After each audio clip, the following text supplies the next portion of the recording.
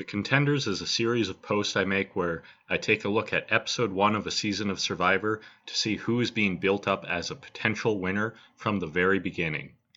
Several different techniques are used to do this through editing and the confessionals given. We'll also take a look at the eventual winner and how they were portrayed in the first episode.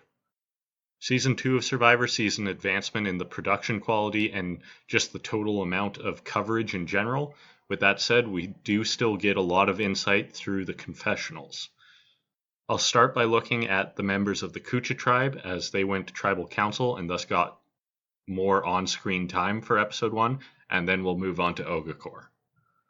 Firstly, Deb gets quite a bit of focus, both in her confessionals and from the confessionals of others. This is because she will be the person voted out in this first episode, and they need to show why that is. The person with the most confessionals in this episode is Kimmy, though most of them are all about Deb and what she doesn't like about her. Mike is seen as the leader of the tribe by him forcing himself into that position, which rubs people the wrong way. We also see that kind of personality is what got Deb voted out, so that isn't a good sign for Mike. On the other hand, people seem to really value Roger's insight as a leader in the tribe. We also get some emotional content for Roger, with the notes written in his Bible that he brought as a personal item. With all that said, however, I think the person who looks most like the winner from Kucha would have to be Varner. Just comparing to Richard's edit from the first season, Varner seems to be the most comparable.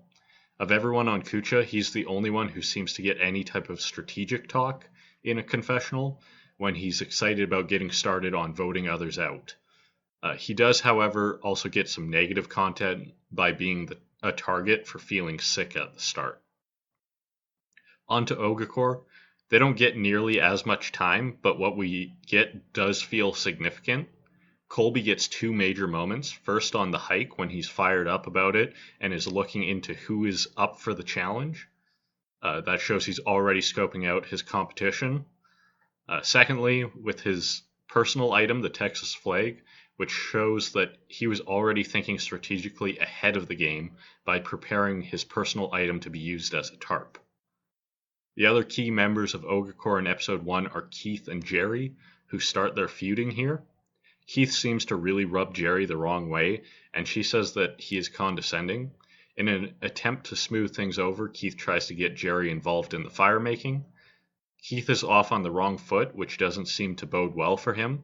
Jerry, on the other hand, isn't really spoken of negatively in the first episode, but we do see her say that she won't let stuff roll off her too easily, which is great, but not really a good trait for in Survivor. She does, however, have a confessional where she says that she's looking at everything anyone does as strategic and part of the game right from the beginning. Now you might be thinking, where's the eventual winner Tina in all of this? I was wondering the same thing. It seems that after making Richard so obviously the winner right from the beginning last season, they've gone entirely the opposite direction this season. Tina does not get a single confessional, nor does anyone ever mention her. She only is on screen for when the tribes are introduced and for a couple of small glimpses the rest of the episode. So season 2 gets off to a very different start from season 1, with our main contenders looking like Roger and Varner from Kucha and Colby and Jerry from Ogakor. As for Tina, I do know that she is much more prominently featured in episode 2, more so getting her introduction there. That's all I've got for this one. Check in next week where we will be looking at the pillars of Survivor, the Australian Outback. So if you don't want to miss that, hit like and subscribe. It really helps out, and I hope to see you there.